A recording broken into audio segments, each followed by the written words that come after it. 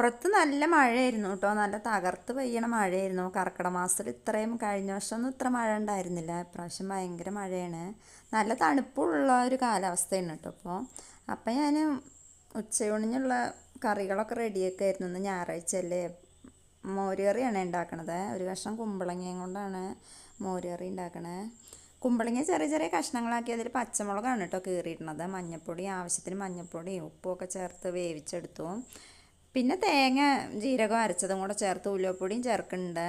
അത് നന്നായി തിളച്ച് വെന്ത ശേഷം പിന്നെ മോരും കൂടെ ചേർത്ത് ഒന്ന് നന്നായി ചൂടാക്കി കടുകും മുളകും കറിവേപ്പിലയൊക്കെ പൊട്ടിച്ചെടുത്തു. പിന്നെ മീനാണ്, പച്ചമീനുണ്ട്. അതും ഒന്ന് റെഡിയാക്കി വറുത്തെടുക്കാൻ വേണ്ടിയിട്ടാണ്. നന്നായി കഴുകി മസാലയൊക്കെ ചേർത്ത് വെച്ച് വറുത്തെടുത്തു. കറിയും മീൻ കറി ചെറിയൊരു മീൻ കറിയും വെച്ചു. പിന്നെ ഉച്ചയൂണ് കഴിക്കുകയാണ്. മോരുകറിയും മീൻ വറുത്തതും മീൻ കറിയും ചമ്മന്തി ഉണ്ട്, മാങ്ങച്ചാറുണ്ട്. ഇതൊക്കെ കൂട്ടിയിട്ട് ഉച്ചയൂണ് കഴിച്ചു.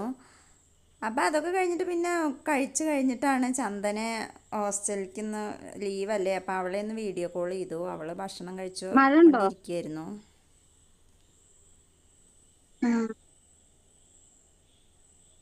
ഇവിടെയും ഭയങ്കര തണുപ്പ്, നല്ല തണുപ്പ്.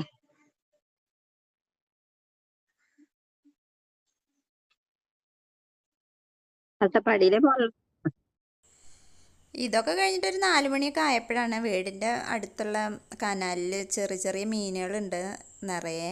അപ്പം അടുത്ത വീട്ടിലെ കുട്ടികളൊക്കെ പാടെ വന്നിട്ട് അതിൽ മീനിനെ പിടിക്കുമായിരുന്നു. അപ്പം അത് കുറേ സമയം നോക്കി നിന്നു.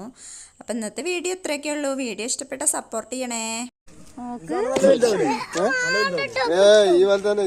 നല്ല രസമുണ്ട് കാണാൻ. ഇതിനാണ് കണ്ണൻ മീനെന്ന് പറയാ. സാധാ പോലത്തെ മീനുകളുണ്ടോ? ചെറുതുണ്ടോ? അത് ആ മീനിന്റെ പോലെ ഉണ്ടോ? അതെന്താ അനക്ക് ഇഷ്ടായോ? അതുണ്ടോ? ഈ മീനുണ്ടോ? അതിനൊരു പ്രത്യേക ഭംഗിയല്ലേ. അതോ